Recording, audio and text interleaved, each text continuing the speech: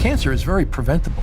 When the medical establishment acknowledges what I know about this disorder, what's causing it, and what we're not doing to prevent it or treat it, it will be recognized as the greatest tragedy in the history of medicine. Thomas Seyfried is a professor of biology, genetics, and biochemistry who has dedicated the past 30 years gathering scientific evidence on what could be the true origin and prevention of cancer. Cancer is getting worse, and there's no major advance in reducing death rates, and I can speak to the reasons for that. All major cancer research centers think cancer is a genetic disease. You believe otherwise? It's not whether you believe, it's what the data tell us. And the evidence is massive to support that cancer is a metabolic disorder. And the problem is we're doing everything we possibly can in our lifestyle to induce it. The scientific evidence is there. Like, for example, we know that cancer was extremely rare in African tribes that were living according to the traditional ways. But when modern lifestyle entered into their societies, cancer out of control. We even did a study on dogs. We know that wolves in the wild don't die from cancer, but cancer is the #1 killer of domestic dogs. Why? It's because of our lifestyle issues. And a lot of us are doing things without the knowledge that it would put us at risk. But with metabolic therapy, you can use it as both a prevention and a treatment. And we're seeing more and more of terminal cancer patients outliving their predictability because of this. And let me tell you one thing, and remember it. If you do metabolic therapy, you can actually reduce risk for cancer. You can take away the fear. And when you say metabolic therapy, tell me what those things are. Number one. Before this episode starts, I have a small favor to ask from you. 2 months ago, 74% of people that watch this channel didn't subscribe. We're now down to 69%. My goal is 50%.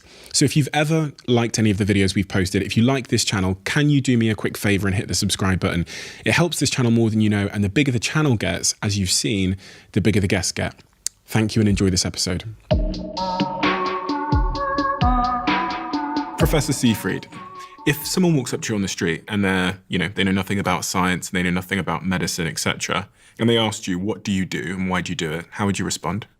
I'm a professor of biology at Boston College. So in that role, I spend a lot of my time working with undergraduates and graduate students in training them to be scientific literate in various aspects of biology.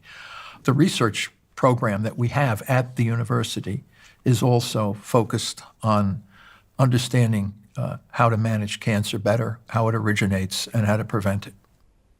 How much of a problem is cancer globally? What are the sort of headline statistics on the macro view of cancer for someone that really doesn't know? Yeah, well, it's getting worse. I can't say it's in the millions. I know precisely what's going on in this country because the American Cancer Society every year distributes the data on cancer. We have almost 2 million new cases diagnosed per year in the United States. And we have 1,700 people a day dying from cancer in the United States, which comes to about 70 people per hour in the United States. Now, when I went to China, I looked at some numbers there, and it was 8,000 people a day are dying from cancer. Obviously, the population is so much larger. And I don't know what it is in the UK. I mean, we'd have to go to their cancer registries.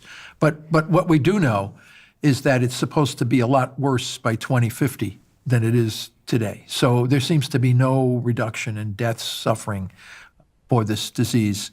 And I can speak to the reasons for that. But right now, I would say it's a global epidemic of cancer. It's not getting better, it's getting worse. More people are dying from it. There's no major advance in reducing death rates. So it's a great tragedy.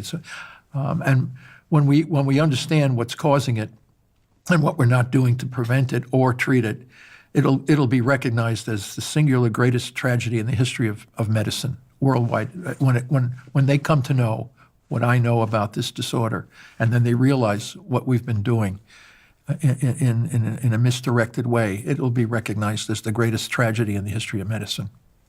What types of cancer are people dying from? What is the most popular types of cancer for men and women? Well, it's always been lung cancer, pretty much for men and women. Lung cancer has always been the #1, but we have pancreatic, breast cancer, colon cancer. These are all on the rise. Colon cancer is on the rise. Pancreatic cancer is on the rise in this country. I can't speak for other countries. They may vary slightly due to diet and lifestyle issues, but lung cancer has always been recognized as the #1 cancer. How many people in the United States then, based on the statistics, would develop cancer? Well, it seems to increase every year, so it's kind of a moving target. It doesn't seem to go down. What it is today, I don't know, but what I do know is the numbers of people that are dying each day, because the American Cancer Society comes out with, I think it's 612,000 people will die this year, 2024, from cancer in this year. So divide it by 365, and it comes out to just about 1,700 people a day. Divide that number by 24, and you get about 70 people an hour, based on the numbers provided to us from the American Cancer Society. When they say we've made major advances in cancer incidences, right? So in the 1990s, they instituted the anti-smoking campaigns, all right? So today, if you read, they say we have reduced cancer deaths by 31 or 32%. Wow, that sounds really impressive. So what they do is they take the number. This is what the American Cancer Society has done, and it's published in their papers. Okay, if we didn't stop smoking in the 90s and everybody continued to smoke, the trajectory would be very, very high. Because we stopped smoking, we have 33% lower death than if we didn't stop smoking. But the trajectory is continuing to increase, maybe not as steep as it would have been had we continued to smoke. So it was clearly a prevention. It had nothing to do with a treatment. It had to do with prevention that was giving we've made major advances in reducing cancer death rate. Yeah, because people stopped smoking. For many, many people, more people would have died had they not smoked. So we have people that are not real people. We're just looking at what would have happened if we didn't stop smoking. What are the leading causes of death worldwide in terms of diseases? I hear that heart disease is #1. I think heart disease is #1. Cancer is #2. Okay. And there are many different types of cancer, right? I heard there's hundreds of different forms of cancer. If you look under the electron microscope, or even the light microscope, this is how most cancers are diagnosed, by light microscopy. You look under the microscope and you see a bunch of cells that are dysmorphic in the way they look, and then they all have genetic defects and all this kind of stuff. But they all have one thing in common.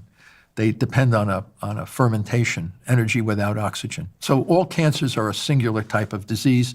It's just that they happen in different tissues. But when you look at the underlying problem, they're all very, very similar. They can't live without a fermentation, which means energy without oxygen. So that's the common pathophysiological problem in all cancers, whether it's a colon, brain, breast, bladder, skin, lung. We've looked at all these cancers, and they're all essentially using the same mechanism to grow out of control. So what is that fermentation you mentioned? Fermentation is energy without oxygen. What does that mean? We breathe air, and we exhale CO2 and water vapor. And those are the waste products of the food that we eat.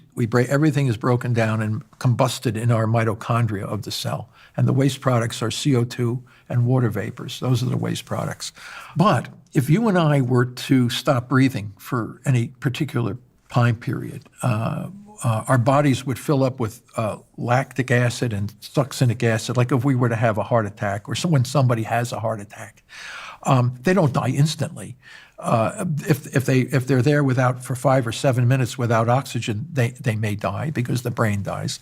But if you can get the heart to beat again and get oxygen back in the system, you can come alive again. But when we have that massive interruption of oxygen into our body, the cells fall back on they immediately turn on these ancient pathways to get energy without oxygen for a short period of time. And that's the sugar glucose, which is already in our bloodstream from the food we eat, and the amino acid glutamine, which is an amino acid in our bloodstreams. Highest level of amino acid is the glutamine. These two fuels are now burned for energy, obtain energy without oxygen. These pathways upregulate, and you can get ATP, which is energy, to keep you alive for a short period of time. But your bloodstream is filling up with the waste products called lactic acid and succinic acid. Lactic acid is coming from glucose, the sugar, And succinic acid is coming from the amino acid glutamine. And they build up, and that tells you you're fermenting. You're getting energy without oxygen because you're not breathing. Very simple. You're not breathing, but I'm not dead yet. Now, of course, if you don't get it for very long, you die. It's just that. Now, the other way you can stop oxygenation in our bodies quickly is with the poison cyanide. So if we, God forbid, we were to take cyanide, we'd be both dead within a minute. We'd just because our bodies are completely shut down of energy from oxygen. Now, here's the cancer cell. The cancer cell can live in cyanide. The cyanide does not kill a tumor, okay? Otto Warburg showed this a long time ago, and we've also shown the same thing in our lab. Others have shown this. The interesting thing is when you look at cancer cells, even in the presence of oxygen, even in oxygen, they're throwing out lactic acid and succinic acid. What does that mean? That means the organelle inside the cell that generates energy is not efficient. It's inefficient. And the cells are using ancient fermentation. And when I say ancient fermentation, you have to realize the Earth is 4.5 billion years old. The organisms that existed on our planet 2.5 billion years ago were all fermenters. There was no oxygen in the atmosphere until the photosynthetic bacteria started making oxygen. There were living cells. They had no oxygen. And they were growing like crazy, unregulated growth, just what's going on here? And they would die as soon as the fermentable fuels were dissipated. As they gobbled up everything, they would just die. So they lived as long as they could reproduce and have fermentation fuels. The cancer cell in our body is doing nothing than falling back on these ancient fermentation pathways that become accelerated, upregulated in the tumor cell because the efficiency of the energy coming from the mitochondria is now depleted. It's defective in many different ways. So this is very clear. And this happens in lung cancer, colon cancer. We've looked at all the major cancers, and we found out these common defects are seen in all the cancers. So they're all very similar in their metabolism. They're very different in what they look like under the microscope. Lung doesn't look like colon, doesn't look like brain. They're very different genetically. They're all different from each other, but they're all common in a dependency on this ancient pathway of energy metabolism. Can you take me back? You mentioned a guy called Warburg there? Yeah. Can you take me back on the journey that the scientific community, or at least you have been on, to arrive at the conclusion that the central sort of causal factor, or at least an indication of the causal factor of cancer, lies in this shift in energy systems? Where did this understanding start in research? Well, it started with Otto Warburg, for sure, in the 1920s. The other linkage, before I tell you what Otto Warburg did, because I was like everybody else, I thought cancer was a genetic disease, and I heard about Warburg, didn't really know what he was talking about or invested any time thinking about what he said. But Linda Nebling was a PhD nursing student at Case Western Reserve University in Ohio. And she took these two little hopeless kids, brain cancer. We call hopeless cases when they have no predictability of long-term survival. And she gave them a ketogenic diet to lower blood sugar. And she was able to rescue these kids. One eventually died. The other one was lost to follow-up. And she said her strategy was based on what Otto Warburg had said about glucose and cancer. So then I said, Warburg? I said, who the hell? Let me go back and check out who this guy was and what he did, because I was seeing similar things in the mouse with that drug. It was lowering glucose, and we were shrinking these tumor cells. And we published a paper, one of the first ever papers, linking that how high your blood sugar is determines how fast your tumor will grow in the mice. And now how this has been replicated in all human cancers. If you want to learn how to implement the ketogenic diet and the Press Pulse protocol into your cancer management, just visit school.com/keto for cancer, the new community by our research analyst Johnny Rockermeyer. Within this new community platform, you can connect with other patients and learn from their experiences. You can also just search through the posts other members have already made. You will have access to our classroom section as well, which provides practical advice and tools for the best results. These sections cover all parts of the Press Pulse protocol that you should implement. Starting with the general scientific concepts by Dr. Thomas Seyfried, we will show you how to start the ketogenic diet, including which foods to choose and which to avoid. Additionally, we prepared a list of doctors specialized in metabolic therapy, as well as details about glutamine inhibition and hyperbaric oxygen protocols. So, take a look around at school.com/keto for cancer. The higher your blood sugar, the faster the tumor grows. The lower the blood sugar, the slower the tumor grows. Undeniable for all different human, mouse cancers. Wow. So Warburg had said this a long time ago, back in the 1920s. He was taking slices of all kinds of human and rat, mouse tumors and slicing them up. And he noticed something really strange about these cancers. They take in less oxygen compared to the normal tissue from which they came. Wow, so they're kind of like oxygen deprived. And they were throwing out this lactic acid waste product that he was saying. And they were taking in so much more glucose than the normal. So the normal cells take in just a little bit of glucose and they can make tremendous energy from a tiny amount.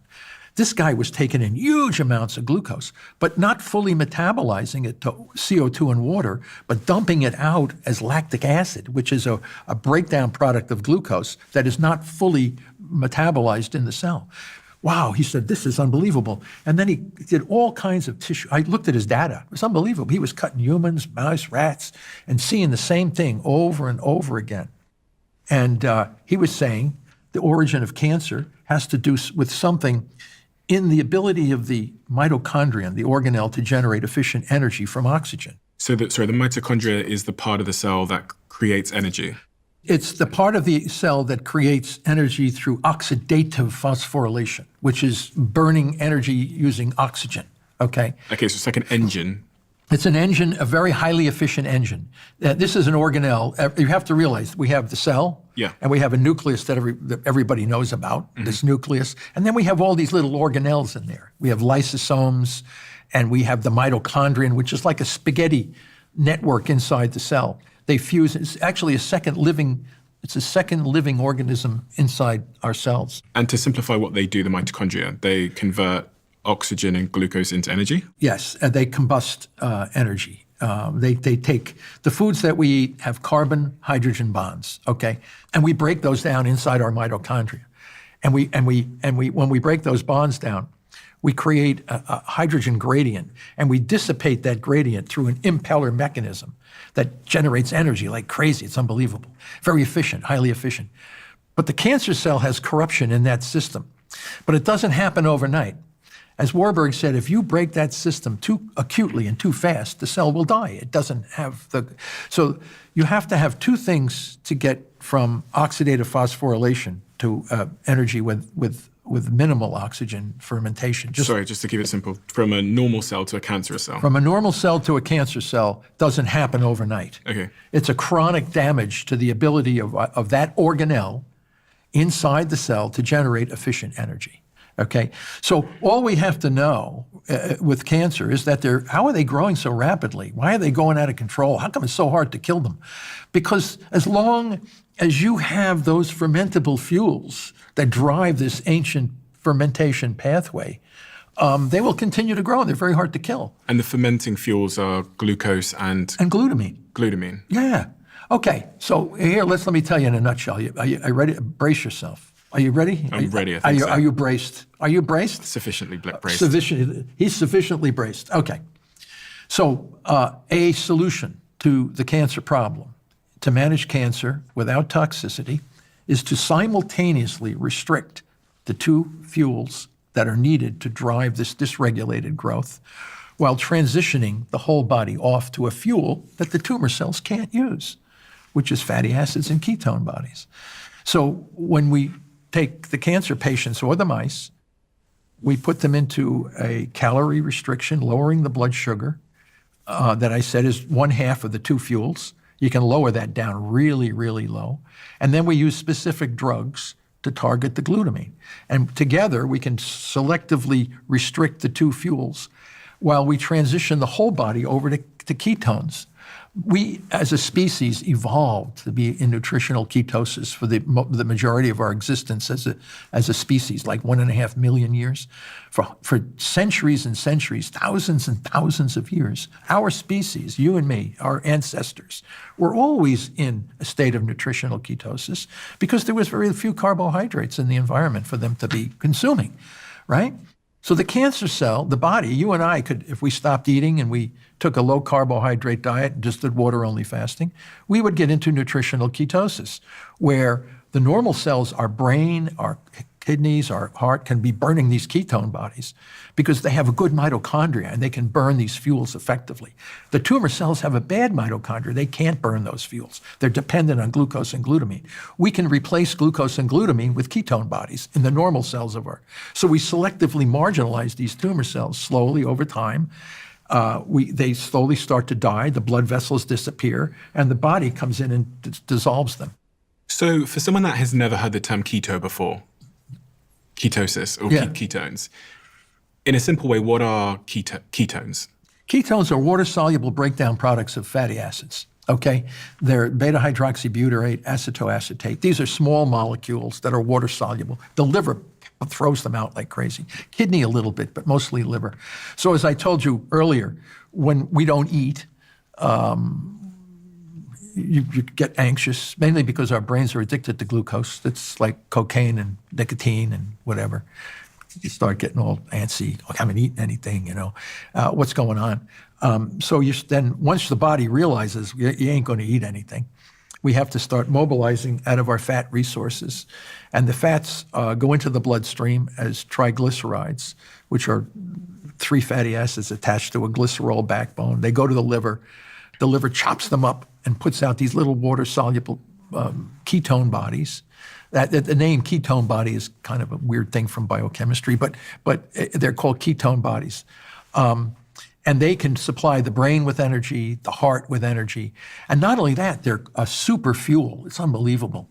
That mitochondria burns these ketones, okay, but they're energy. Remember I was talking about how energy efficient the mitochondria become? When they burn ketones, they become even more energy efficient. It's unbelievable how they don't need as much oxygen to generate more energy. That's why my colleagues called, and some of the greats in the biochemistry field called them super fuel, because you can get more energy bang for buck burning a ketone body than you can burning a pyruvate coming from glucose or even a fatty acid. And the biochemistry for that is interesting. But the bottom line is, when you transition away from these fuels to don't forget, we evolved. Our ancestors were always in a state of ketosis. You get into that state by consuming very few carbohydrates and having a lot of energy. And this is the way our ancestors were. So what can we learn from our ancestors about cancer? How prevalent was cancer when we look back at our ancestors, if they were often in a state of ketosis? Yeah, well, it's hard to determine from skeletal records, but I think we can look at modern man who live according to their traditional ways. Albert Schweitzer, the great humanitarian physician, went to Africa and looked at Africans that were living according to the traditional ways. And he said, one of the weirdest things, they don't have cancer. It was like, what? The cancer was extremely rare in Africans, in Inuits living in the areas, British, when they came, in looking at the health conditions of folks that lived in the Arctic Circle, cancer was not there. They had other things, but they didn't have cancer. Aboriginal folks. So it seems as though we can't go back 50,000 years ago because we don't have people to examine. But we have people to examine today, and that was one of the things Schweitzer and several other physicians from Europe would go to Africa, and they would look at some of these tribes that were traditional, and they were saying, whoa, what's going on with these Africans? How come they don't have cancer? But when modern diet and lifestyle entered into their societies, cancer out of control. What about our other primate cousins? Yeah. There's never been a documented case of breast cancer in a female chimpanzee. And they're 98% similar to us in gene and protein sequence. What's going on with that? Monkeys, they don't generally form cancer. They're not eating what we eat, okay? Don't forget, we did not evolve to eat pork pies and Dunkin' Donuts, jelly-filled donuts and pizzas. We did not. Our ancestors did not eat this, right? We were killing and eating animals. As I said, we ate everything that walked, crawled, flew, or swam on this planet became part of our diet. We did not have donuts on every corner, delicatessens on every corner. We evolved over this period of time, just like our primate ancestors. the animals, chimps and gorillas and things that you see in the zoos are fed their natural diets as if they were living in their habitat, their natural habitat, whether it was in South America, Africa, or wherever it was. We're not throwing in jelly donuts every day and pizza pie into the chimpanzee pen. And as a matter of fact, I even went to the zoo down here in Boston, Franklin Park Zoo, and also at the San Diego Zoo. I said, how come you guys don't give these guys, run down and get a big pizza for these animals? Oh no, it'd be animal cruelty. Their systems aren't geared for this. Well, neither are we. We have an obesity epidemic. We have all these different chronic diseases. Why? We didn't evolve to eat all this crap that we're eating today. So what I've told many people in these podcasts is that our food science and technology and our society's technology has evolved so much faster than our biology. Can you explain to me, in simple terms, the role that exercise is playing in staving off cancer? Well, exercise lowers blood sugar. And also lowers glutamine. So the two fuels that are driving, now we can't completely remove glutamine by exercise, that's for sure. But my late good friend George Cahill published some papers on showing how exercise could actually lower glutamine availability. So it's a little bit of a push. But you're also, when you exercise, you're burning, and you're not eating a lot of carbs, your mitochondria are burning ketones, and the oxygenation from all the exercise is keeping those mitochondria super healthy at their highest level of energy efficiency. So exercise... You're building muscle as well, aren't you? So yeah, you can build muscle, but you're certainly getting aerobic exercise. Oxygen is coming in, and you're burning ketones, which I already told you is a super fuel. So your body is super healthy. These bodies from the Paleolithic period, these men were jacked. There was no obesity in these people. They had tremendous energy. They're not dying from the things that are killing us. They're dying from injuries and infections.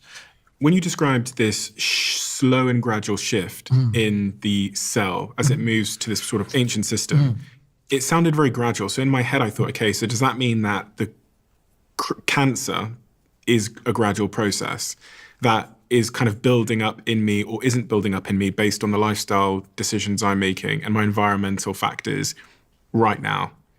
Like I'm trying to say, does cancer start slowly, years before you find it in a doctor's lab? It is a gradual process, but it can be impacted by several provocative agents from the microenvironment. Lack of exercise, okay? So we're not exercising nearly as much as our Paleolithic ancestors, bar none, right? We have massive amounts of processed carbs in our diets. We have a lot of emotional stress, mental emotional stress that's impacting negatively on our biology. We have lack of sleep. Sleep, a lot of us, because we have stresses. You have to have, when you put all of these impactful things together in one person, you can put yourself at risk for cancer, all of which will damage and reduce the efficiency of mitochondria. And also the joy of living, having friends and friendships and this kind of thing reduces stress in a lot of different ways, makes people enjoy getting up and having a nice day rather than being depressed or these kinds of things.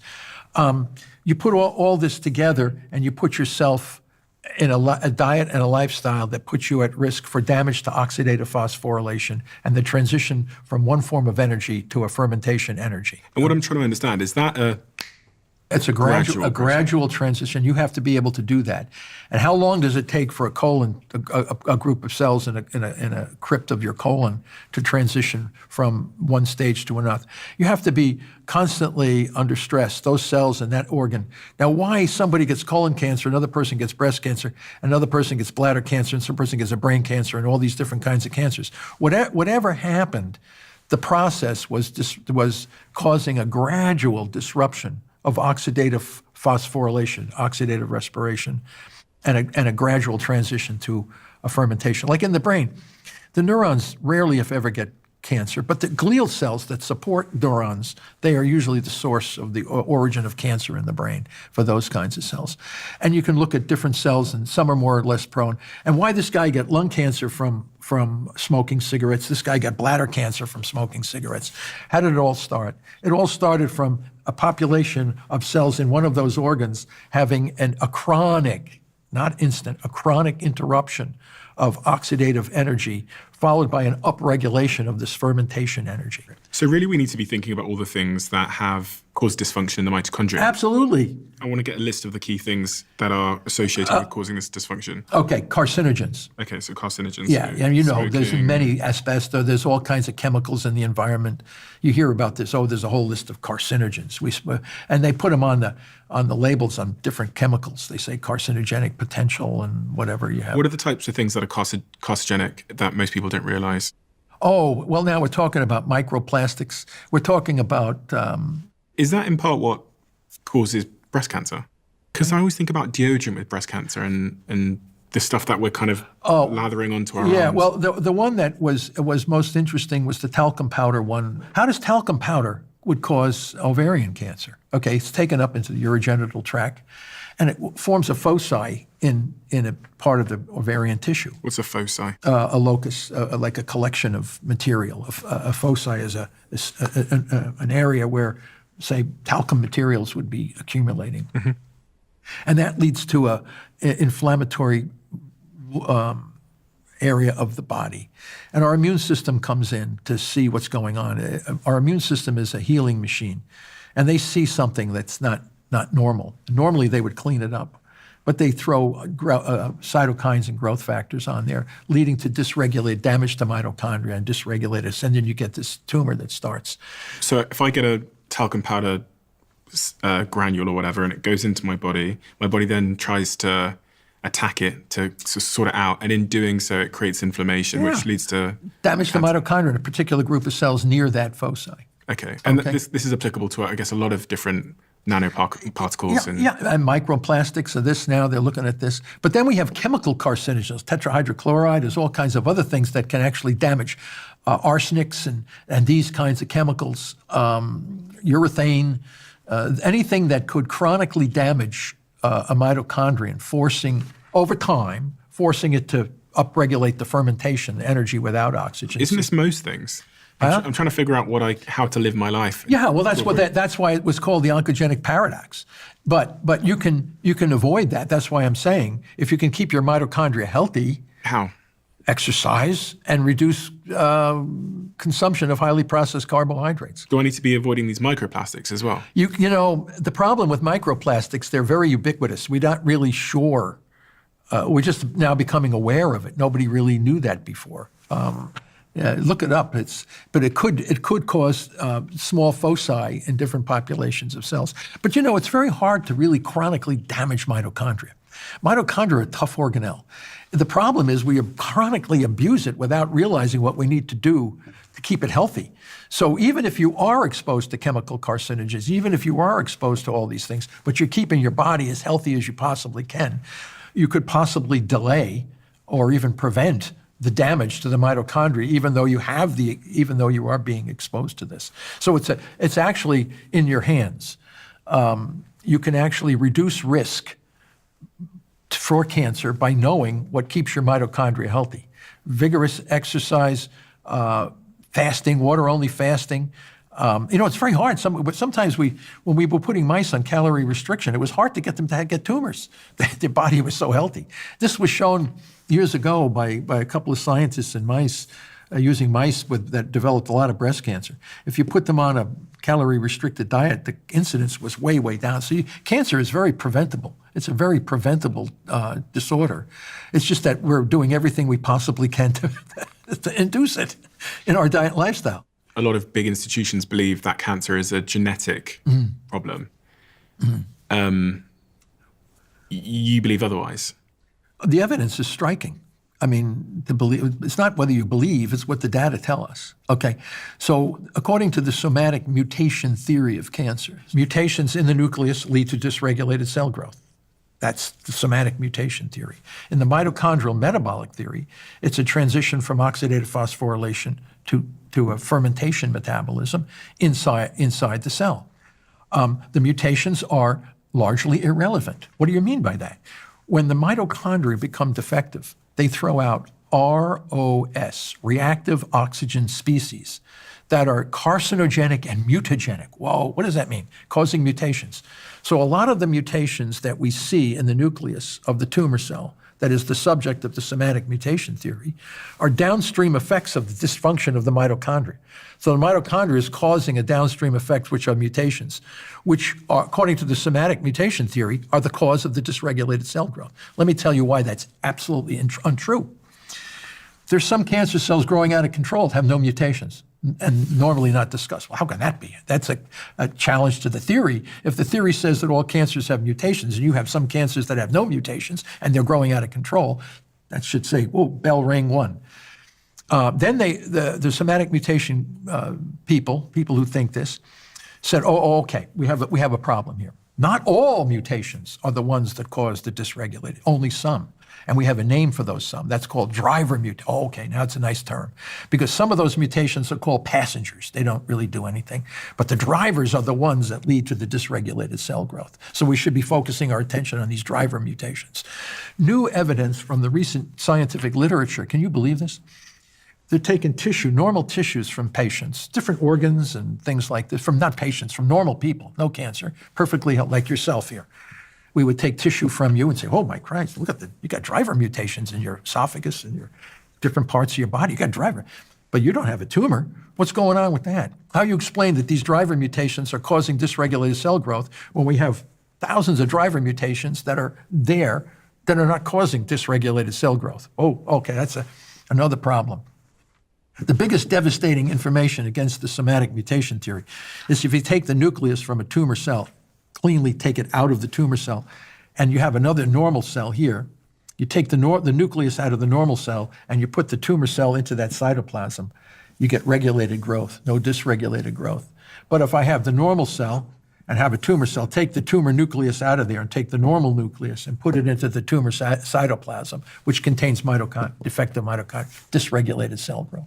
This has been seen over and over and over again. So just to summarize that, so if you take the tumor nucleus out of the cell and put it into a normal healthy cell, yes, everything's fine. Everything is fine. But if you take healthy cell nucleus and put it into a tumor cell, yeah, you still have the same dysregulated cell growth. Tumor growth. So which means that it's not the nucleus. Absolutely. It's something else. That's something else, and that's the mitochondria. And I told you, then you have cancer cells with no mutations, and then you have driver mutations in normal cells that never become cancer. You put all those things together, and you have to be a hopeless ideologue to think that cancer is a genetic disease.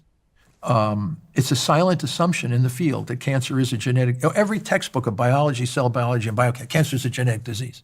Why hasn't people's opinions changed despite the evidence that you present? It's a very difficult thing. It goes back to when you have one theory replacing another theory. It's called paradigm shifts. And in history of science, paradigm shifts have been met with great resistance.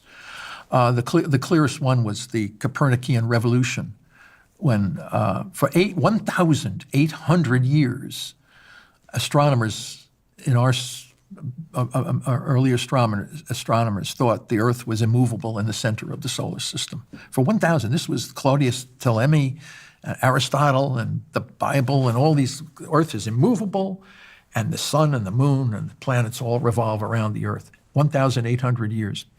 Even Copernicus was working with these mathematical formulations. His Kep was being constantly confused until he said, what happens if we put the sun in the center of the solar system and consider the Earth as simply another planet that would revolve? Oh, all of a sudden things started to make sense. And Giordano Bruno, a theologian, was put to death for suggesting that Copernicus was right. There was a tremendous resistance on the part of the Roman Catholic Church at that time. And this is the same thing that happened when Louis Pasteur said that germs, rather than bad air, are the cause of disease. So, and when Darwin Wallace's theory of evolution came, it's not special creation, it's natural selection that can explain this. These were massive paradigm changes in the history of science. And what we're seeing today is the same thing. The mitochondria is the center of the problem with cancer, not the nucleus. The mitochondria, it's a mitochondrial metabolic disease. And once you realize that, we're going to drop these death rates massively in a very a number of years for sure. So if we take two paths then, if we realize that the mitochondria is the center of the dysfunction and ultimately disease in the cell, Yes. if we go down that path, what impact do you think that will have on the cancer statistics over the coming years? It'll drop it massively, okay? I'm not going to say we'll get rid of cancer completely, but here's the thing. We may never get rid of it, but we can learn to live with it and keep it at bay if we know if we know that it can't survive without these two fuels, and you can do a diet and lifestyle that can restrict the availability of those two fuels and keep your mitochondria as healthy as you possibly can. What if we don't go down that path? What do you think? Then you're going to be right. 1 out of 2 people are going to be having cancer.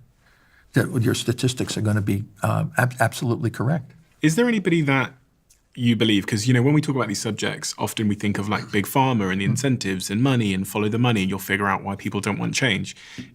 Is any of that sort of conspiratorial thinking correct in your view? Are there? I don't know if that's conspiracy. I don't like conspiracy terms. That's absurd. I like what are the facts of what we're looking at.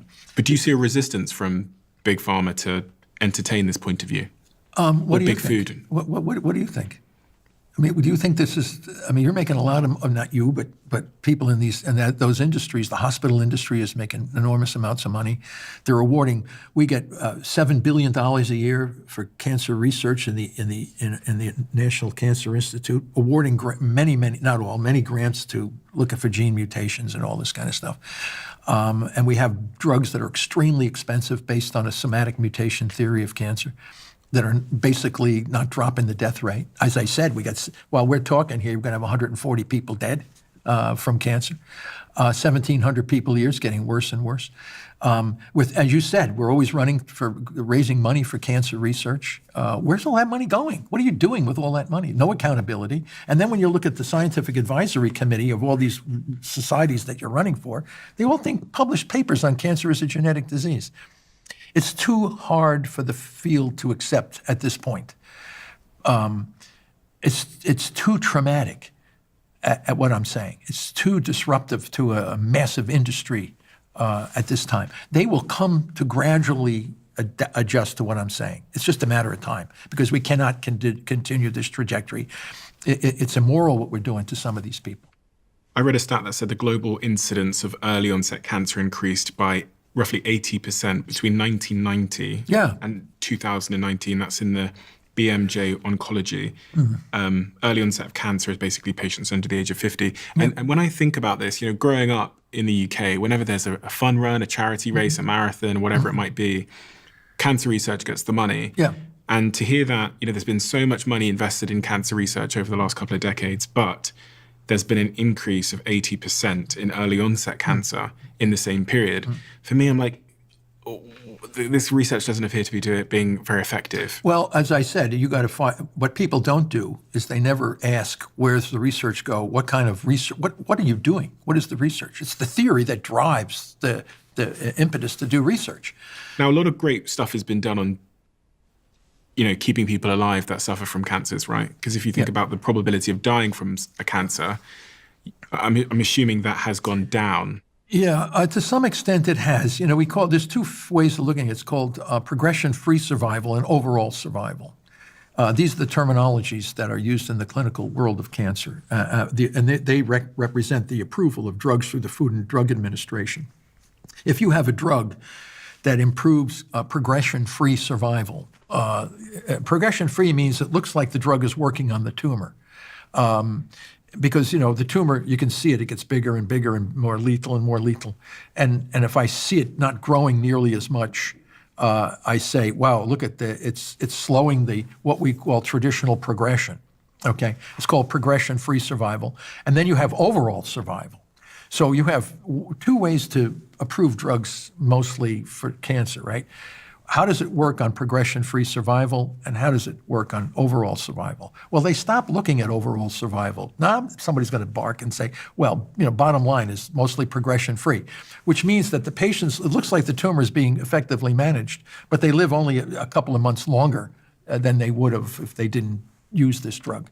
So therefore, it's approved, and that as opposed to overall survival. You're only living you've lived 2.5 extra months. The tumor looked like it was managed pretty well, but your overall survival is this much, but you didn't see the tumor growing. We're going to approve that drug. So a lot of the new drugs that we're giving do a really good job at progression-free survival, but they do a horrible job in keeping people alive much longer, which ultimately is what you want to do. You want overall survival. Let me give you an example. Avastin, bevacizumab. This is an immoral drug that should never be used on people. It was blocked because it caused colon perforations in women with breast cancer. They still use it on brain cancer. And when in the tumor, you get a tumor, you can see it with PET imaging, and you can, not so much PET, MRI and CAT scan, you can see it there.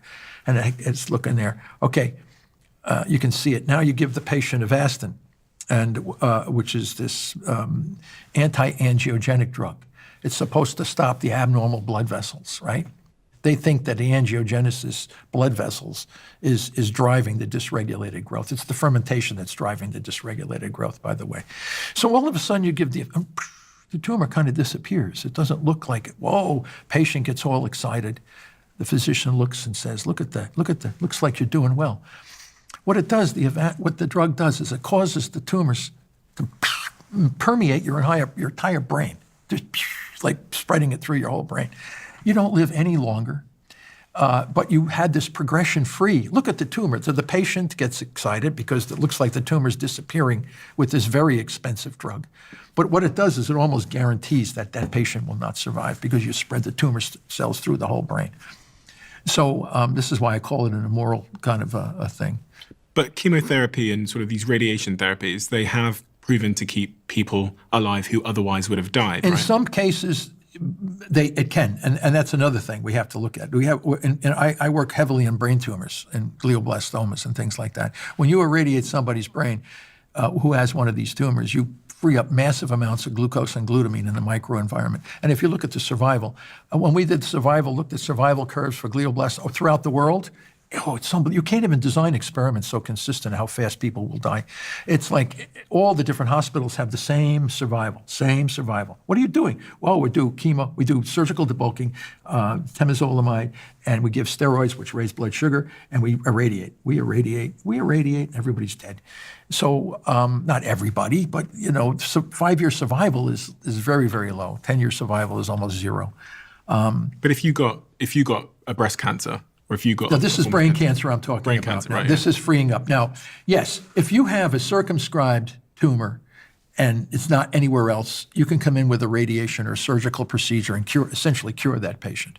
But if you have any level of spread or anything like this, that person now... and also, if you're taking a toxic poison into your body, like red devil, doxorubicin, they call it red devil, your pee turns red, everything turns red. What is that? Is that chemotherapy? Yes, it's a chemotherapy to kill a small group of cells, or maybe a little bit of a spread. But your hair falls out, your body gets brutalized by this. And then if you survive the cancer, and many people do, we have millions and millions of cancer survivors on this planet, but many, many folks in that group suffer from the adverse effects of being poisoned or irradiated or surgically mutilated.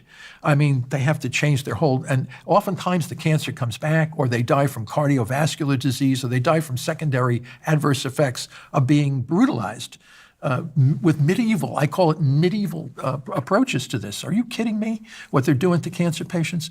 So when we do metabolic therapy, we shrink the tumor down for sure. Then the surgeon can come in and he sees it's smaller, fewer blood vessels because of the metabolic therapy, and we can take out a greater amount of this, and then we transition back to prevent this tumor from recurring.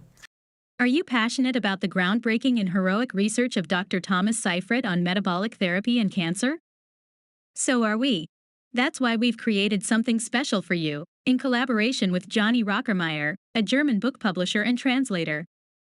Introducing our collection of meticulously crafted books that distill the essence of Dr. Seyfried's work. Dive into the science and discoveries. These summary books are your gateway to understanding the intricate world of metabolic ketogenic therapy in a clear, concise, and engaging way. Whether you're new to the subject or a seasoned enthusiast, our books offer insights that can change your life. Ready to explore this transformative knowledge? Visit our website at www.cancerasametabolicdisease.com to get your copy. You can buy the ebook there directly and the paperbook via the provided links. Here's the best part. A portion of every purchase goes directly to support Dr. Thomas Seyfried's groundbreaking research. That's why the direct ebook purchase is the best option to donate as much as possible. You can see all of the donations Mr. Rockermeyer has already made at www.ketoforcancer.net. That's right, when you buy our books, you're not just investing in your own knowledge, you're also contributing to the future of cancer research. Help us make a difference. Together, we can drive change and save lives. Metabolic therapy can be used to not only prevent the cancer, but can also be used to treat the cancer. Now, let me tell you, most hospitals, suppose people say, well, I really want to do things to prevent cancer. Can I do standard of care before I have a tumor? What do you mean? You want to go into a major cancer clinic and have toxic doxorubicin and radiation to your body just in the event that you might get a cancer? This is absurd. But yet when you have cancer, that's what they do to you, right? But with metabolic therapy, you can use it as both a prevention and a treatment. It's just that with the treatment, we bring in some more drugs to target the glutamine. We don't do that on the prevention side. I was just looking at some stats as you were speaking around this 5-year survival rates of a variety of different cancers over time. And it does appear that survival rates of these cancers, from breast cancer to prostate cancer to lung cancer to leukemias and various melanomas, has improved since the 1970s. Mm-hmm. So the 1970s to the 1990s to the 2010s, there's been an improvement in the survival rate, which I guess is a credit to the research that's been done.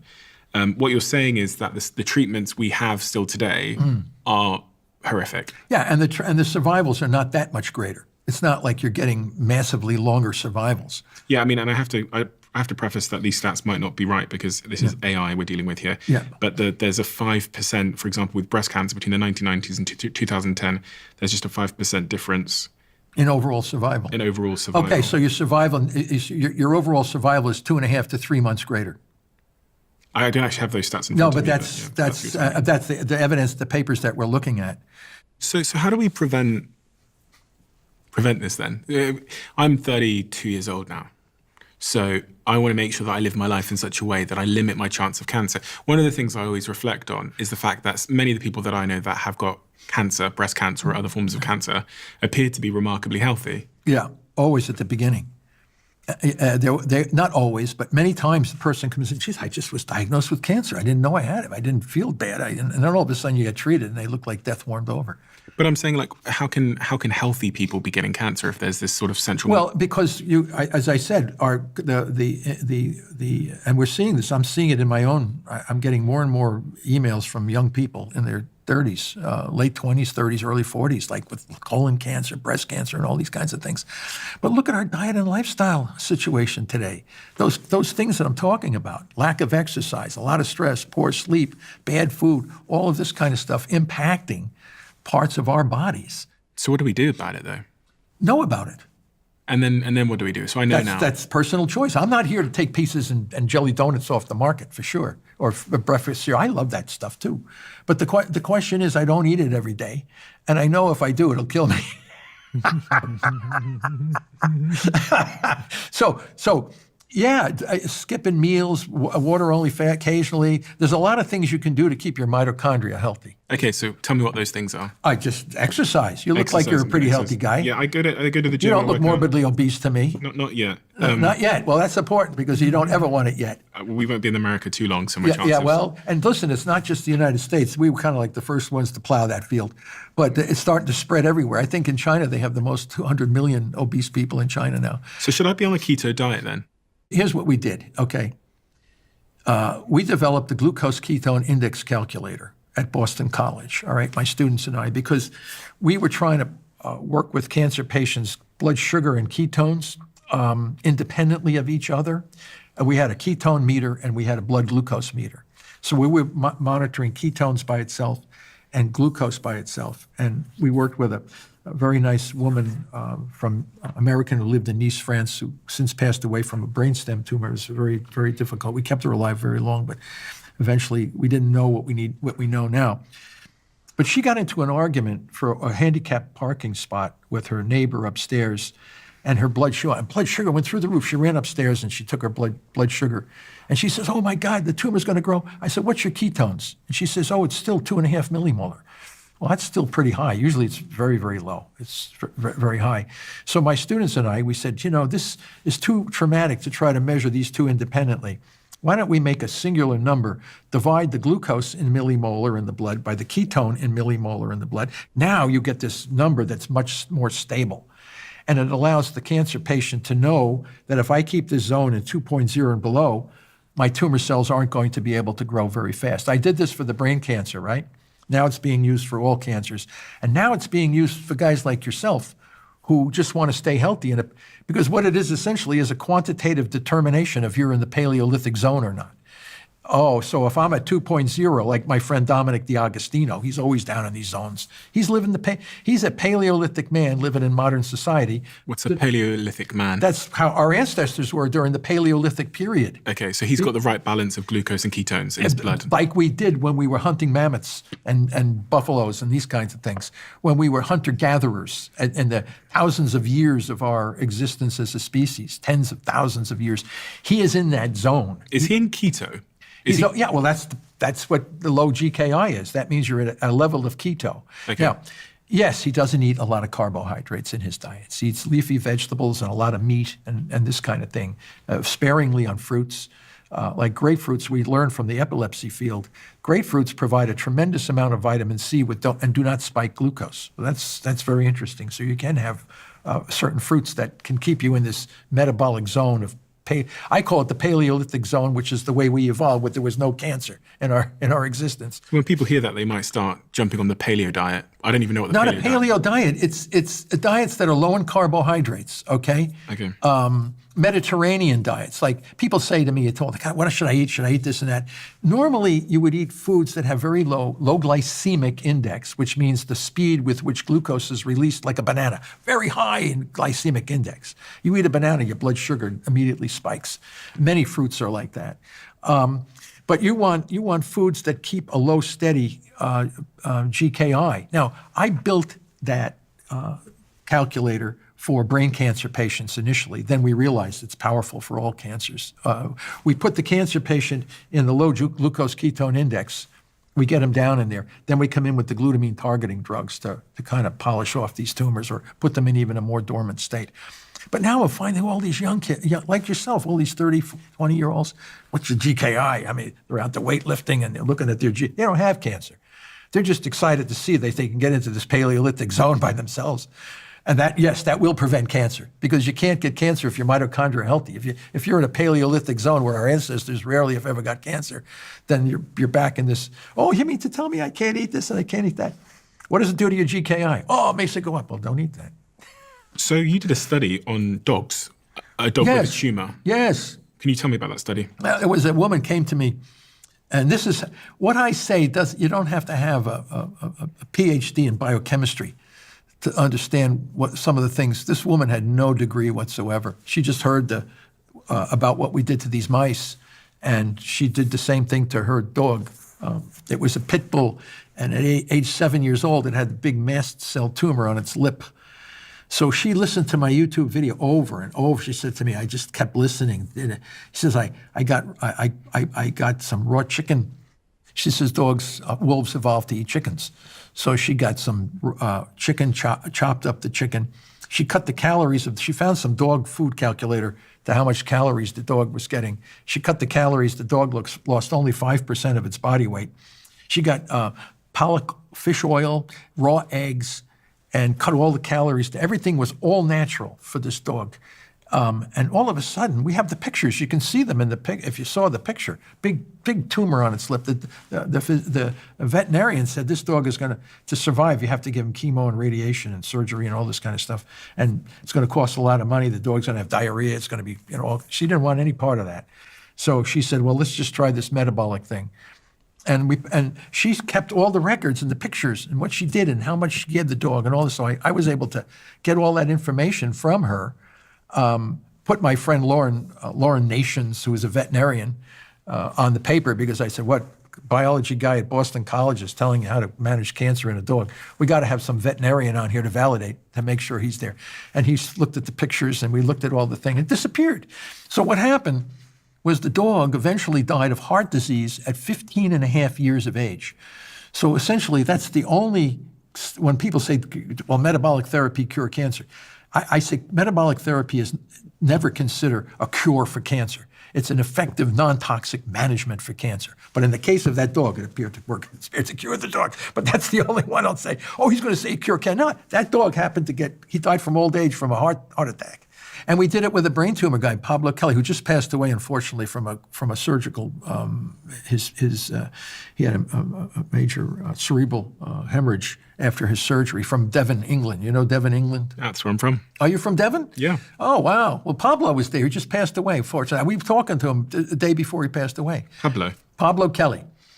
So he was from Devon, England, had a glioblastoma, which is the worst of the worst. They said, and he's all over your newspapers there in Devon. He was always sending me articles from England. Man rejects standard of care. So he had this glioblastoma, and they took the tissue out. Which is brain cancer. Yeah, the worst of the brain cancers, you know. They took the tumor out, and they said, it's inoperable. And but if you do radiation and chemo, you might live 9, maybe 12 months at the most. Well, Pablo came from a family of, like, we don't dabble in this kind of medicine. We're more holistic kind of people. So he emailed me, this was in 2014, and said, I want to try this metabolic thing. So he rejected chemo and radiation, and they said it wasn't surgically capable of being completely removed anyway. So he did this. I gave him the information that I give to everybody, and this was way back before we knew a lot of what we now know. And I said, this poor guy, he doesn't want, and they said, you're going to be dead. They browbeat him. They try to force him to put the radiation mask on. They hacked his beard off, all this kind of stuff, and he just jumped up. He said, I can't do this stuff. So he didn't take any steroids. He didn't take any radiation. He didn't take any chemo. He just did the metabolic therapy, and he's on English television or things with all of his paleo diet, which actually a very low carbohydrate diet. He had the avocados there, he had the fish oil there, he had this different stuff. 3 years go by, he emails me. I said, Jesus, Pablo, I thought you would have been dead. You're still alive? What's going on with that? So he calls me up and he says, I went in for a CAT scan the other day. Doctors are like still surprised that he's alive. And they said, this tumor is still there and it's growing, and they think they can cut it out now. So he was 3 years on just metabolic approach. He didn't take any glutamine inhibitors, which was really remarkable. So anyway, he asked me, and I have physician friends that are radiologists that can look at it. And we measured it when it was first diagnosed in 2014, and then we saw it did become a little bigger. So, now the surgeon said, I think I can get it. It looks more resectable. Here it was inoperable. Now it becomes resectable. So he took it out, and Pablo recovered really well. And the surgeon says, I think I got it all. Wow. And Pablo is measuring his glucose ketone index with our ketone monitor. So I had every day, sometimes 2 and 3, 5 years of data on Pablo Kelly. Can you believe this? So anyway, Pablo thinks he's cured, because the surgeon, all of a sudden he goes back to his kind of weak ways, and you can see his GKI goes up, and all of a sudden the tumor starts to show up again. Puts the fear of God back into him, goes back on a more restrict condition. Another 3 years goes by, and this time the tumor is growing slowly, very slowly. Now, don't forget, glioblastomas kill you very quickly. With standard of care, you can barely get out of, at his age, if you can get 2 years, you're doing really good. So anyway, now he's 3, and he's got 6 years out, and he says, it's still back, he said, I got to go in. So this is second debulking. First debulking goes off, gets back on. Second debulking. So another 3 years goes by, he has a third debulking. Can you believe this? A third debulking? Debulking is cutting the tumor out. It's the surgical removal of this tumor. But he's never had radiation or chemo or any of the kinds of what we call standards of care. Now he has, I talked to him a couple of weeks ago, And he was doing really, really good. He had the third removal, and we were laughing with myself and Dr. Duryea and my associates. He says, "Yeah, can you imagine? I've had now 3 operations on a previously inoperable tumor." So we were saying, "Wow, they got that one wrong, didn't they, Pablo?" And they kept wanting to irradiate him and do all this stuff. And he said, "No, I'm going to keep doing this." And so we were speaking to him. And he's out 10 years. The tumor was diagnosed in August 2014, and he passed away August 2024 from, they tried to go in and get the last bit of tumor out of his brain. He came out, we talked to him, a thumbs up, smiling, talking like crazy. 6 hours later, cerebral hemorrhage, and he dies.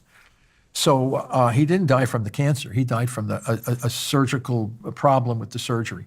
So he was, you talk about long-term survivors. You rarely survive 2 years with a glioblastoma. The fact that he was out 10 years, and if he hadn't had that last bit of surgery, the guy would have still been alive. Because he was talking like you and I are talking. This is a guy who has a terminal. So I said to Pablo, I said, "You could outlive me."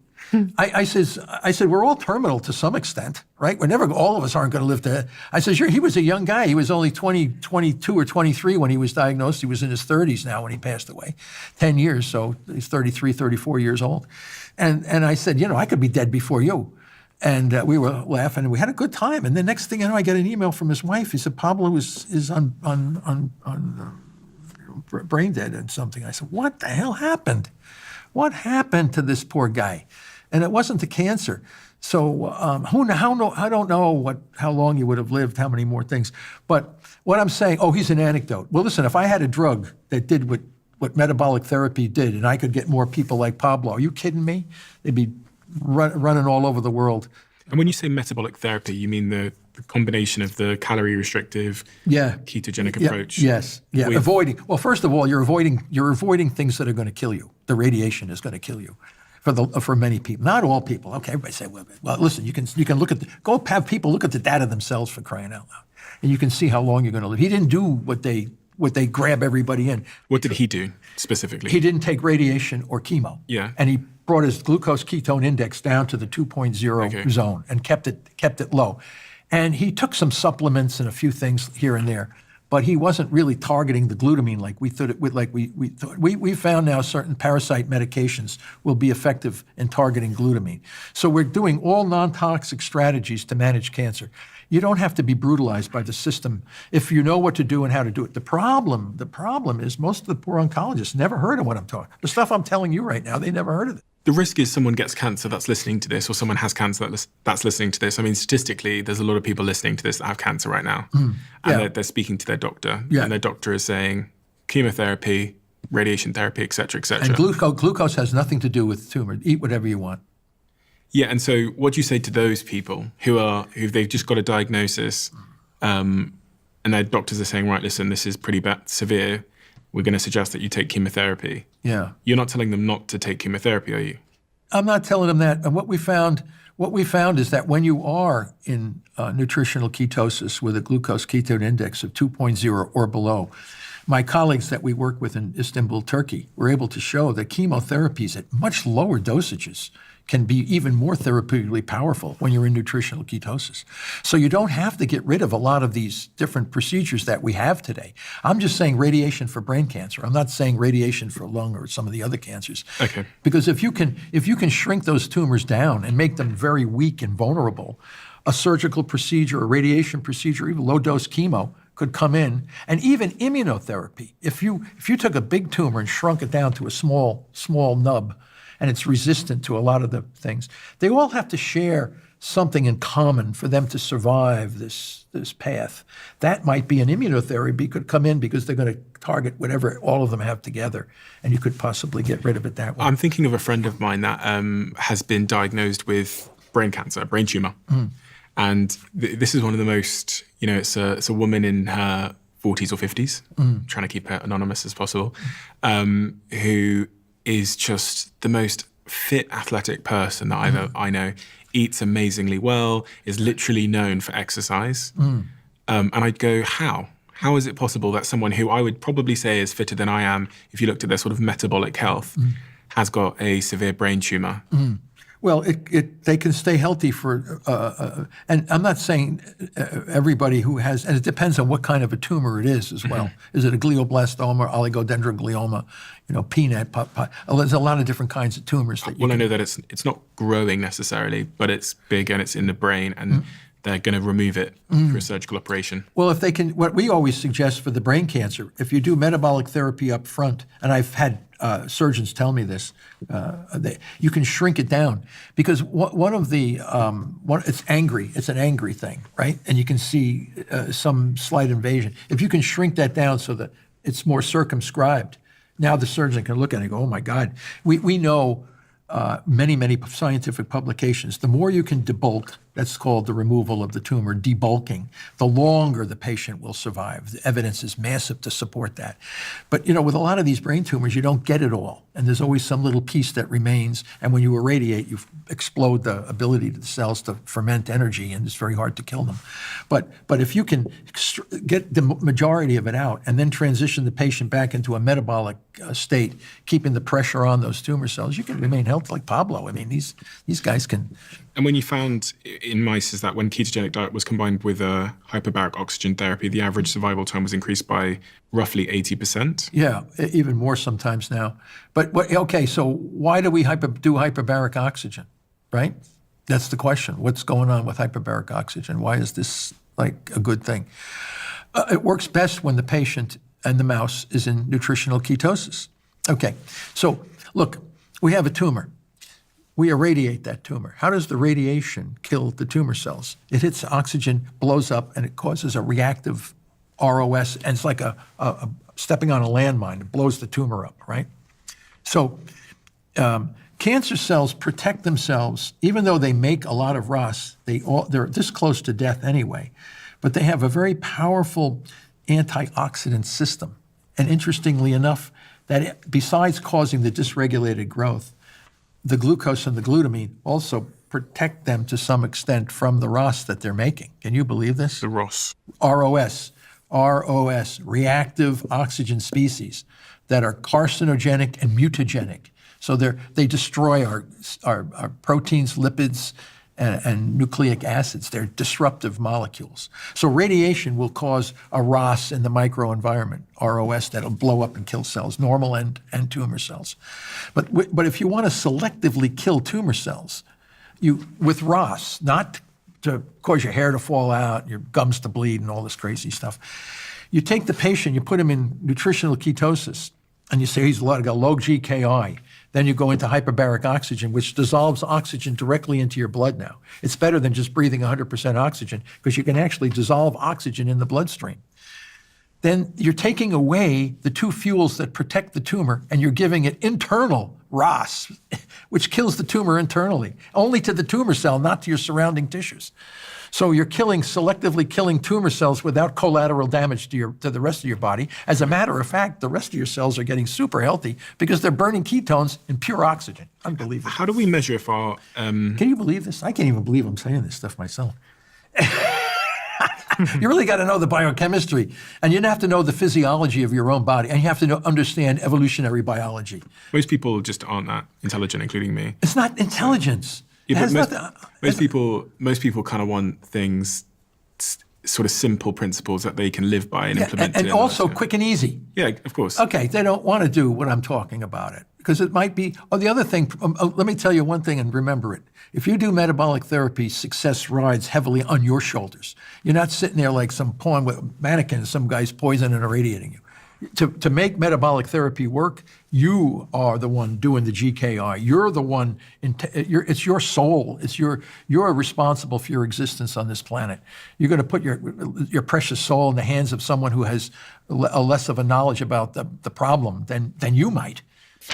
As an entrepreneur, I'm always looking for ways to connect and to create, and that's why I decided to launch the conversation cards.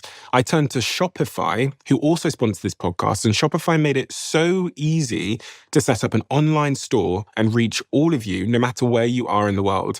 I remember the challenges we faced when we first launched the Diary of a CEO conversation cards, managing inventory, ensuring a seamless checkout process, and reaching our audience. Shopify stepped in and made everything so straightforward and efficient. It was like having an entire team of experts by our side, allowing us to focus on creating content and connecting with you. What I love about Shopify is, no matter how big you intend to grow your business, they give you everything you need to take control and take your business to the next level. And to say thank you for listening to this podcast, we're giving you a trial, which is just $1 a month, and you can sign up by going to shopify.com/Bartlett.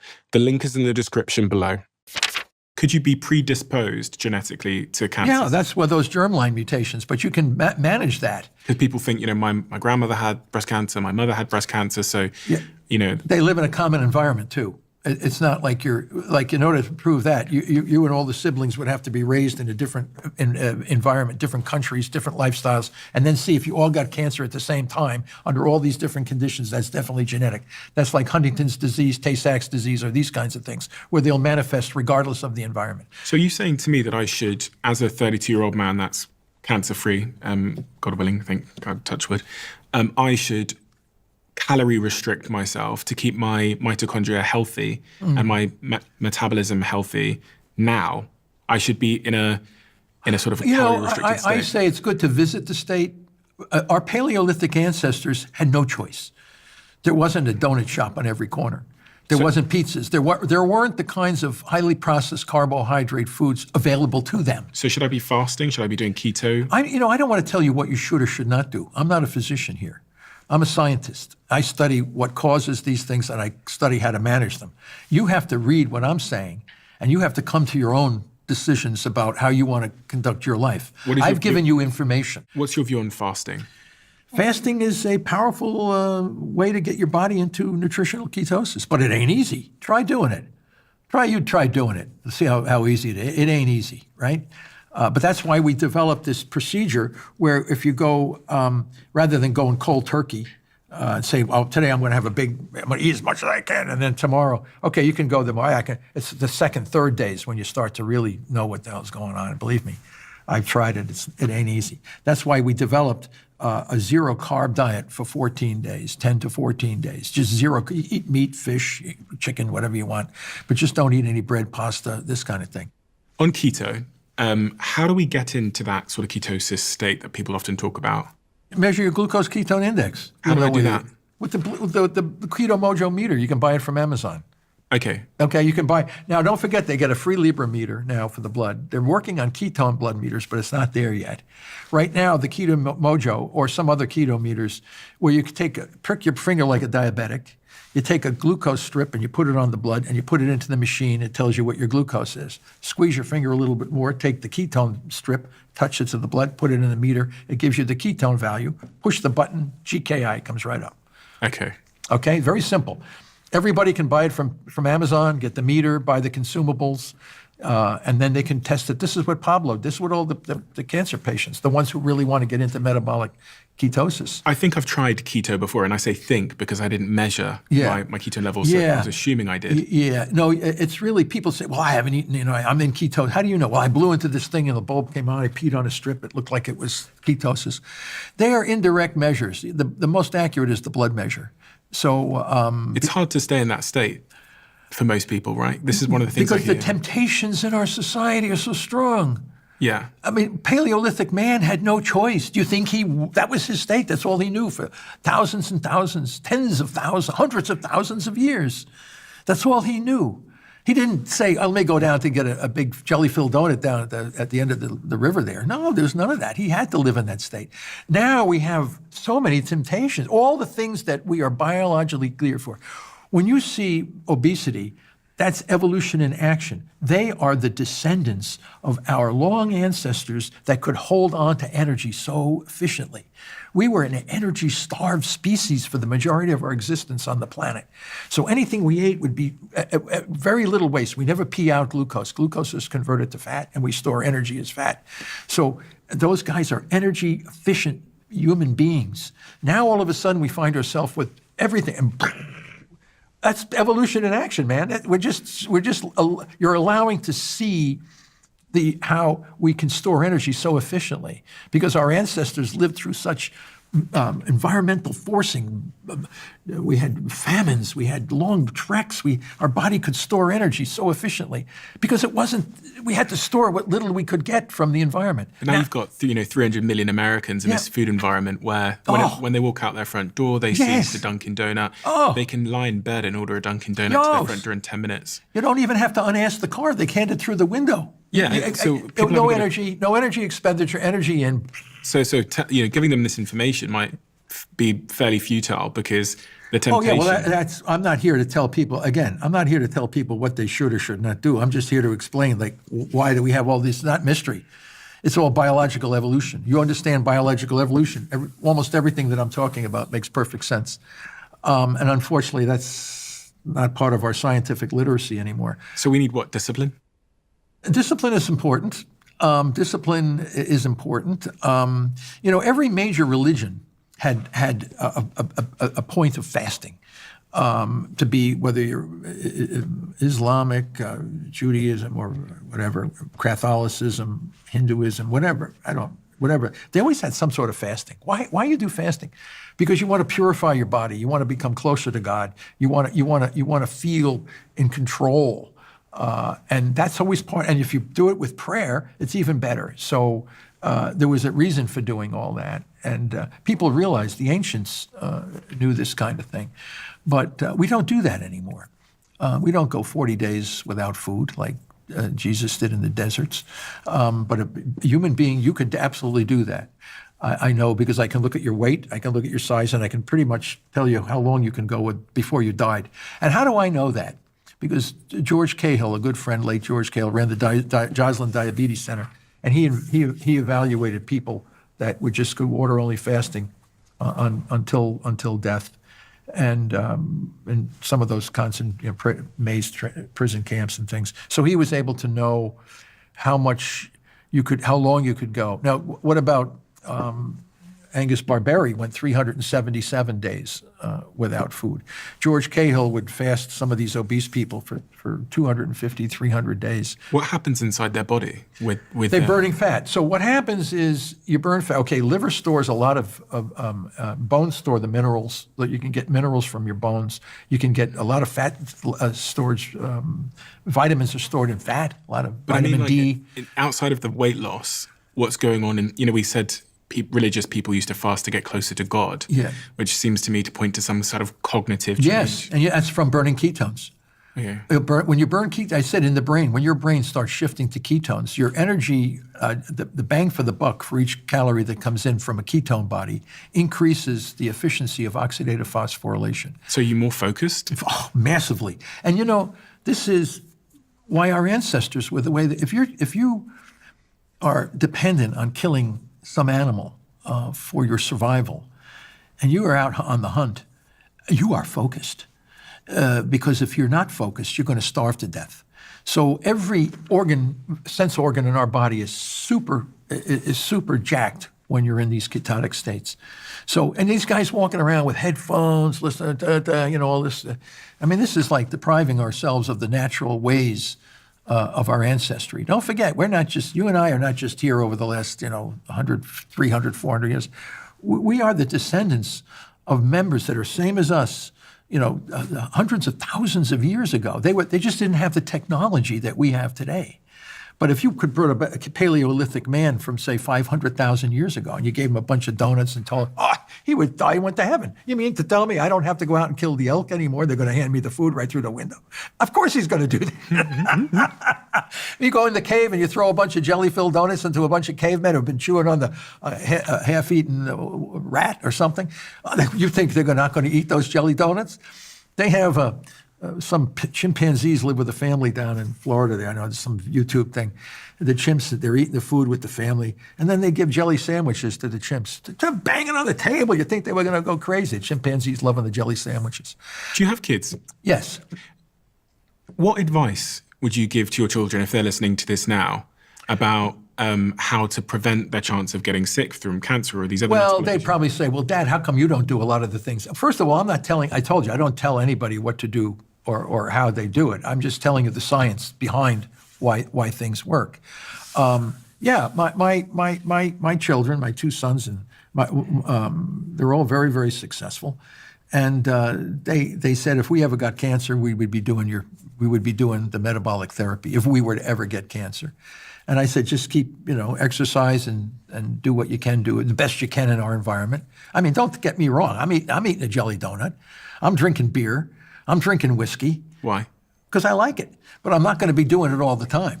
It's just, I'm not going to be saying, I'm going to eat pizza, sure. But I'm not going to be not doing it. I do intermittent fasting. I don't eat for 18, 20 hours at a time. I do a lot of exercise over at the university, the gym and the facilities that we have.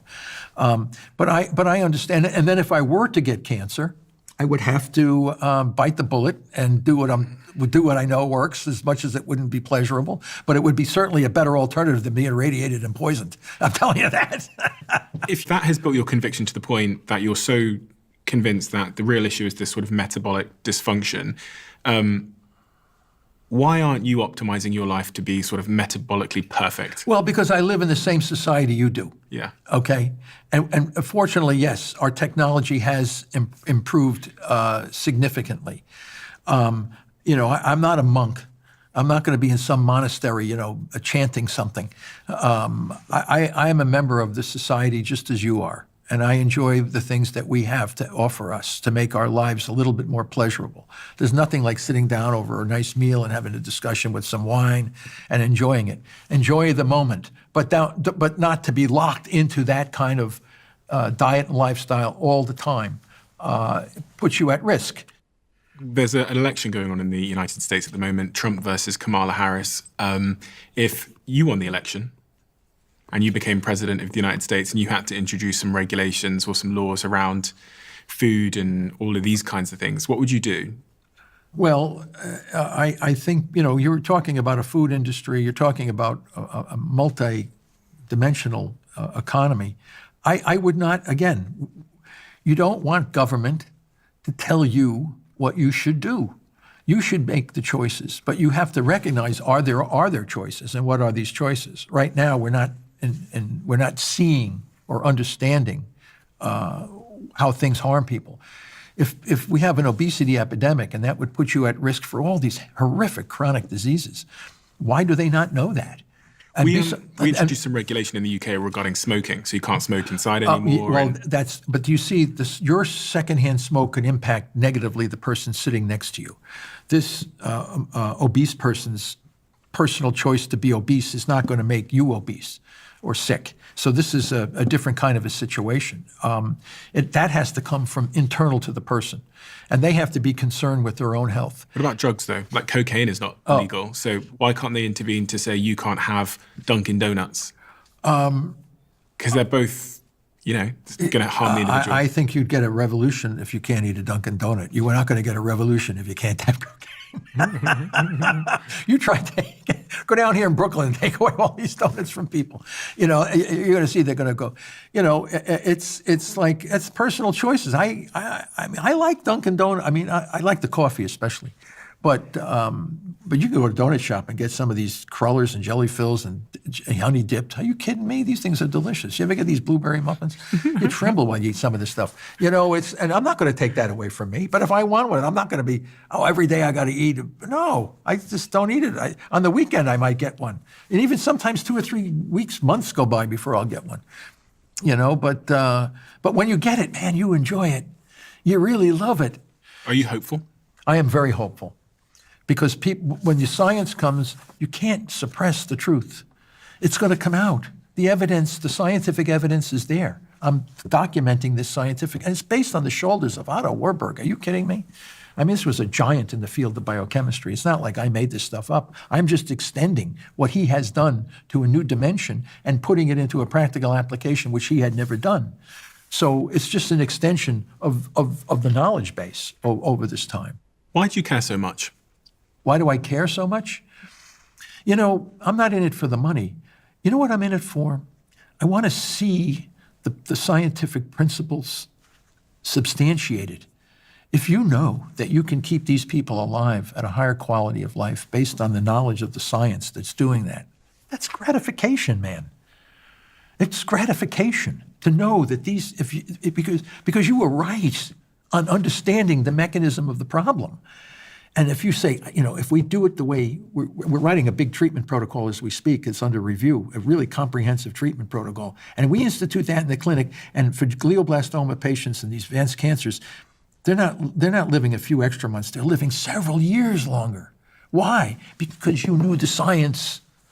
What's wrong with that? That's gratification. You don't have to make $1 billion on that. All you have to know is that all those folks are living longer because you understood the science that was put into practical application. What's wrong? That's our research is supported by philanthropy and private foundations.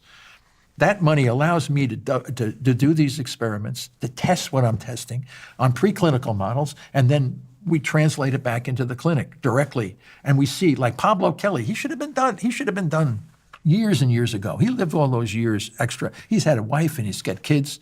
He didn't have to have his sperm frozen. He didn't have to have any of that stuff done. What's wrong with that? I'm seeing people that should have been dead a long time ago and they're still alive and they're saying, I'm doing fine. I get calls from people, geez, I thought that guy would have been a goner. He's still alive. He's doing well. I said, that keeps me going because it tells me that we're on the right path. This is a solvable problem. This cancer can be dropped significantly. You can take away the fear. People now put it on their shoulders. I know what to do, how to do it. I'm going to follow this. Will it work for everybody? No, but it will help a lot of people, much more than what we have today. But it's paradigm change, massive paradigm change. So they will come to know. It's just a matter of time. I don't know how long it's going to take, but I ain't going anywhere. I'm continuing to do this. I'm going to get better and better results, and we're going to keep pushing. I publish these case reports in the scientific literature. Let the scientific field make their decision on the results from these papers. And if you are to succeed, what happens? People improve. I'm not going to live forever. But I know that what I've done with following Otto Warburg and cleaning up the misconceptions and misunderstanding of why he was stalled when the field ran off chasing genes, we got to bring it back on track. It's a metabolic problem with metabolic solutions. So that will help a lot of people. But it's also going to change a lot of way people are thinking about this. But I can tell you, they want to open clinics. I get calls from Asia, Africa, South America. They want to open clinics. People are being brutalized by a system that's not working. Don't forget, besides the terrible financial, the personal, physical toxicity, people are going bankrupt. Their marriages are falling apart because they can't pay for the expensive drugs on these cancer things. And they die and the bills are passed on to their loved ones. This is immoral stuff. Is there a particular case study that's broken your heart more than any others? Trudy DuPont, who originally let me, we built a glucose ketone index calculator on her. Pablo we're still devastated by Pablo's loss because Pablo was a guy that I've known for 10 years, worked him through, and then all of a sudden he gets a cerebral hemorrhage and dies. He was our poster child for how long you could live with a glioblastoma on metabolic therapy, but he didn't die from the cancer. There's some others that we wish they could have lived a little bit longer with the appropriate help. What I find is that sometimes within the family, there's a lot of, the guy, I really want to do what you're doing, but my wife and kids say I'm foolish to do that. So it's still we're in a very early stage of this. We haven't really worked it out into an effective standard yet. It will come. So people, and the other members of the family get super healthy. When they all work together and they do it, everybody says, I never felt so healthy in my life. Guy Tannenbaum had advanced prostate cancer. He wrote a book and he's on the web, and he had hypertension, high blood pressure, overweight, more obese, he had everything. And then he does several 18-day water-only fasts, got himself, everything, all these things went away. His diabetes went away, his hypertension, high blood pressure, and the cancer can't be found. So is he cured? I have no idea. But he's managed? Yes, he's managed, and he's healthier. So what's wrong with that? Isn't that ultimately what medicine wants to do? Keep people alive longer and a healthier quality of life? Yeah. How many more do we need? They say, oh, that's a fluke, that's a fluke, that's a fluke, that's a fluke, that's a fluke. How many damn flukes do you want? If there's someone listening now, and I'm sure there's going to be many thousands and tens of thousands of people listening that are currently battling cancer, have early stage diagnoses, I know. I feel bad about this because people say, oh, I want to do metabolic therapy. Where can I go? And they go to their local hospital and get slapped down. There's no evidence. Everything that's come out of my mouth has never been taught to me in medical school. So what do you say to those people? I say that I'm sorry that the medical establishment has not come to recognize what I'm saying. And then I tell them, right, it's the change has to be coming from the people. It ain't going to come from the top medical schools. They are doing what they're doing. The status quo is very profitable. The status quo is very effective for these people, but it's not helping the cancer patient as well as it can. And don't forget, we're not throwing out all this stuff. We're just asking people to know how to use the tools we have in a better way. We don't have to throw out immunotherapies, radiation. We don't have to throw out toxic poisons. We just have to know better how to use it when the patient is in this new state. And the data will prove it. But who's going to do that?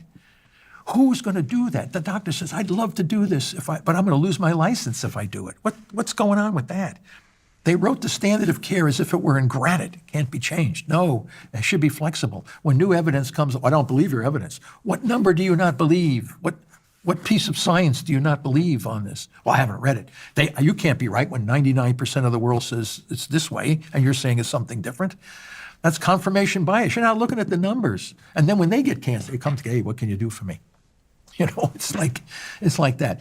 But yes, it has to change. It will change because we're on the momentum to move it. People are coming to know this. And once the change happens, it's going to be like a major change. And people are going to have to just readjust. Thomas, we have a closing tradition on this podcast where the last guest leaves a question for the next guest, not knowing who they're going to be leaving it for. And the question that's been left for you is, imagine the end of your life. Your closest friends and family are at your funeral. What do you imagine or hope they say about you? He changed the course of cancer treatment for the world. That's it. Dr. Thomas Seyfried. That is exactly what you're doing. And I think that's an extremely, I can't even find a word that describes the profundity of such a mission, because so many people are struggling with cancer as if it is this sort of opaque black box of a disease that strikes us at random and picks on people like roulette and debilitates their lives out of the blue. And having more information out there about the root causes of these issues turns the lights on and allows us to go in search of better solutions to what has always been a really, really complex, hard to understand disease. Your work runs almost entirely, I believe, on philanthropic donations, right? That's right. So that's people that... They make donations to both my university, Boston College, which is a Jesuit university in Chestnut Hill, Massachusetts. And we follow the Jesuit philosophy of service to others predominantly, and private foundations. So if someone wants to make a donation, where do they go? Do they go to your website? I know there's a donation button there. They go primarily to our university. They can just, they have on my university biology webpage, there's a donation button. And Travis Christofferson's Foundation for Metabolic Cancer Therapies, which is a 503 foundation, he supports our research through philanthropic donations to his foundation. I would urge anyone that wants to support your mission to go to your university website. There's a donation button there, which I saw it earlier on. Click that button, and then they can make a donation if they. That's right, and Travis Christofferson's foundation, which is the Foundation for Cancer Metabolic Therapies. It's a 503 foundation. Travis Christofferson's. When people email me, I send them the links to those foundations. I cannot accept personally any money from anybody. That's one thing. That's one thing. I'm not here. So people say, I want to give you money to do it. No, I can't. You have to give it to the university. It comes through me through the appropriate channels to support my research through the university. Dr. Thomas Seyfried, thank you so much for your time today. And I'm hugely inspired and enlightened by everything we've discussed, and I think there's a bunch of very straightforward, practical things I'll be implementing in my life. Specifically, buying one of those bloody machines so that I can keep on in my GK index. Yeah, GKI. GKI index. Yeah, glucose ketone index. Well, listen, thank you very much for having me here, because your programs and others alert people to know that there are alternatives, effective alternatives. And once the system changes, the outcomes will not be so bleak as we currently have them today.